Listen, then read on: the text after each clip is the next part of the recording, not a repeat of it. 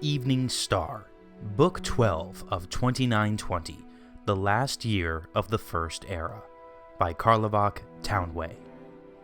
First of Evening Star, 2920, Balmorra, Morrowind. The winter morning sun glinted through the cobweb of frost on the window, and Almalexia opened her eyes. An ancient healer mopped a wet cloth across her head, smiling with relief. Asleep in the chair next to her bed was Vivek. The healer rushed to a side cabinet and returned with a flagon of water. "How are you feeling, goddess?" asked the healer. "Like I've been asleep for a very long time," said Almalexia. "So you have 15 days, said the healer, and touched Vivek's arm. "Master, wake up. She speaks." Vivek rose with a start, and seeing Almalexia alive and awake, his face broke into a wide grin. He kissed her forehead and took her hand. At last, there was warmth again in her flesh. Almalexia's peaceful repose suddenly snapped. "Sorthasil!" "He's alive and well," replied Vivek, "working on one of his machines again somewhere. He would have stayed too, but he realized he could do you more good working that peculiar sorcery of his." The Castellan appeared in the doorway. "Sorry to interrupt you, Master, but I wanted to tell you that your fastest messenger left late last night for the Imperial City." "Messenger?" asked Almalexia. "Vivek, what has happened?" "I was to go and sign a truce with the Emperor on the 6th, so I sent him word that it had to be postponed." "You can't do me any good here," said Almalexia, pulling herself up with effort. "But if you don't sign that truce, you'll put Morrowind back to war, maybe for another 80 years. If you leave today with an escort and hurry, perhaps you can get to the Imperial City only a day or two late." "Are you certain you don't need me here?" asked Vivek. "I know that Morrowind needs you more." 6th of Evening Star, 2920, The Imperial City, Cyrodiil. The Emperor Remen III sat on his throne, surveying the audience chamber. It was a spectacular sight. Silver ribbons dangled from the rafters, burning cauldrons of sweet herbs simmered in every corner, Piandanian swallowtails sweeping through the air, singing their songs. When the torches were lit and servants began fanning, the room would be transfigured into a shimmering fantasy land. He could smell the kitchen already, spices and roasts. The potentate Versatu Shai and his son Severian Shirak slithered into the room, both bedecked in the headdress and jewelry of the Sayasi. There was no smile on their golden face, but there seldom was one. The Emperor still greeted his trusted advisor with enthusiasm. "This ought to impress those savage dog elves," he laughed. "When are they supposed to arrive?" "A message just arrived from Vivek," said the potentate solemnly. "I think it would be best if your Imperial Majesty met him alone." The Emperor lost his laughter, but nodded to his servants to withdraw. The door then opened and the Lady Corda walked into the room with a parchment in hand. She shut the door behind her, but did not look up to meet the Emperor's face. "The messenger gave his letter to my mistress?" said Remen, incredulous, rising to take the note. "That's a highly unorthodox way of delivering a message." "But the message itself is very unorthodox," said Corda, looking up into his one good eye. With a single, blinding motion, she brought the letter up under the Emperor's chin. His eyes widened and blood poured down the blank parchment. Blank, that is, except for a small black mark, the sign of the Morag Tong. It fell to the floor, revealing the small dagger hidden behind it, which she now twisted, severing his throat to the bone. The Emperor collapsed to the floor, gasping soundlessly. "How long do you need?" asked Severian Shirak. 5 minutes, said Corda, wiping the blood from her hands. "If you can give me 10, though, I'd be doubly grateful." Very well, said the potentate to Corda's back as she raced from the audience chamber.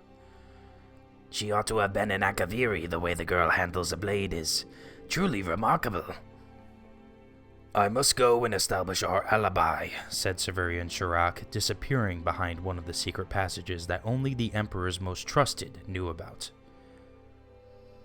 Do you remember close to a year ago, your Imperial Majesty? The potentate smiled, looking down at the dying man. When you told me to remember, you Akaviri have a lot of showy moves, but if just one of our strikes comes through, it's all over for you. I remembered that, you see.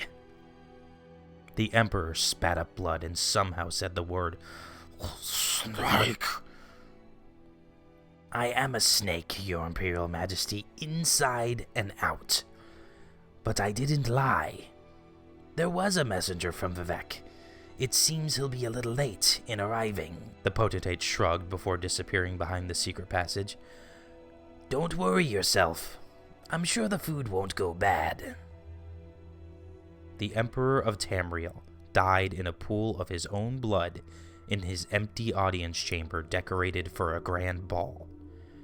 He was found by his bodyguard 15 minutes later. Corda was nowhere to be found.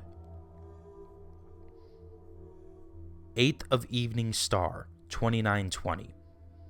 Caer Suvio, Cyrodiil. Lord Glavius, apologizing profusely for the quality of the road through the forest, was the first emissary to greet Vivek and his escort as they arrived. A string of burning globes decorated the leafless trees surrounding the villa, bobbing in the gentle but frigid night breeze. From within, Vivek could smell the simple feast and a high, sad melody. It was a traditional Akaviri wintertide carol.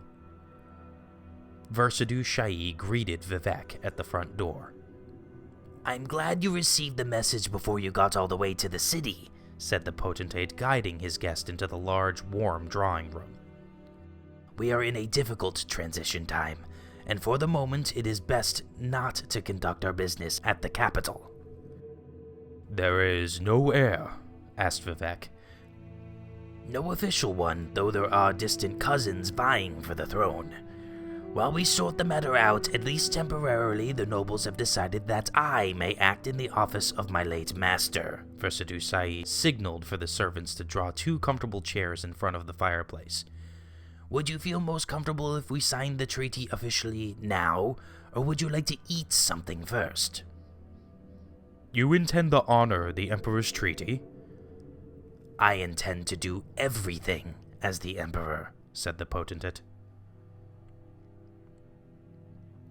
14th of Evening Star, 2920. Telarun, Morrowind. Corda, dusty from the road, flew into the Night Mother's arms.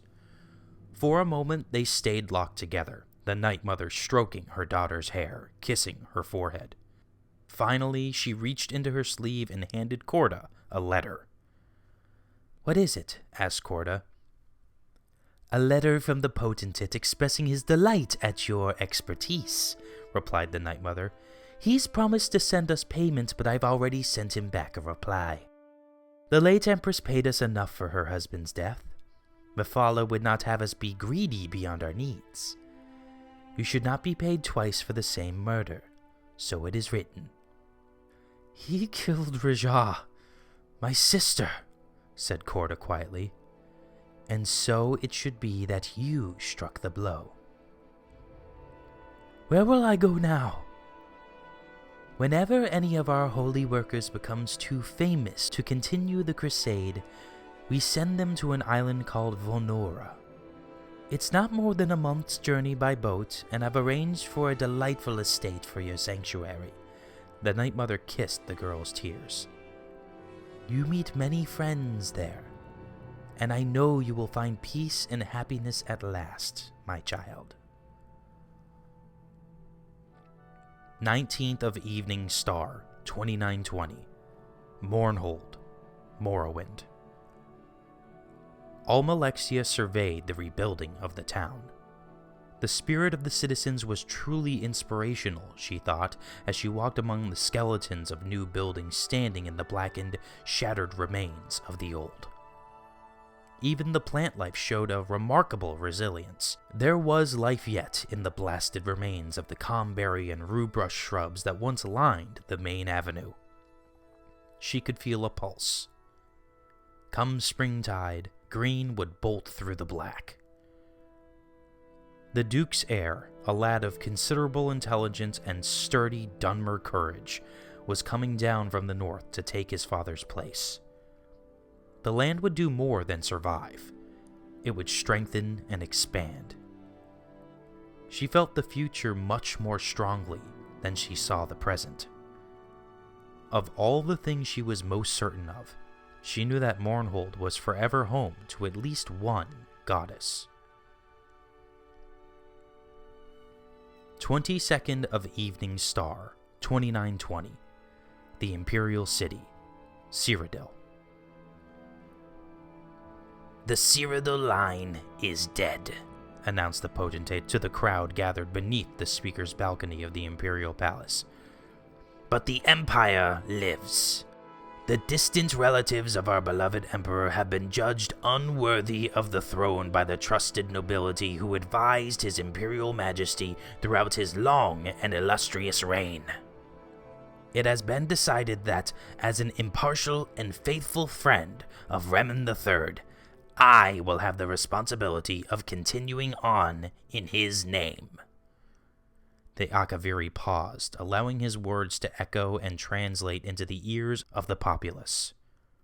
They merely stared up at him in silence. The rain had washed through the streets of the city, but the sun, for a brief time, appeared to be offering a respite from the winter storms. I want to make it clear that I am not taking the title of Emperor, he continued. I have been and will continue to be potentate Versadu Shai, an alien welcomed kindly to your shores. It will be my duty to protect my adopted homeland, and I pledge to work tirelessly at this task until someone more worthy takes the burden from me. As my first act, I declare that in commemoration of this historical moment, beginning on the 1st of Morning Star, we will enter year 1 of the Second Era, as time will be reckoned. Thus we mourn the loss of our Imperial family, and look forward to the future. Only one man clapped at these words. King Drozel of Senchal truly believed that this would be the finest thing to happen to Tamriel in history. Of course, he was quite mad. 31st of Evening Star, 2920. Ebenheart, Morrowind. In the smoky catacombs beneath the city where Sothasil forged the future with his arcane clockwork apparatus, something unforeseen happened. An oily bubble seeped from a long, trusted gear and popped. Immediately, the wizard's attention was drawn to it and to the chain that tiny action triggered. A pipe shifted half an inch to the left. A tread skipped. A coil rewound itself and began spinning in a counter direction. A piston that had been thrusting left-right for millennia suddenly began shifting right-left. Nothing broke, but everything changed. It cannot be fixed now, said the sorcerer quietly. He looked up through a crick in the ceiling into the night sky. It was midnight. The Second Era, the Age of Chaos, had begun.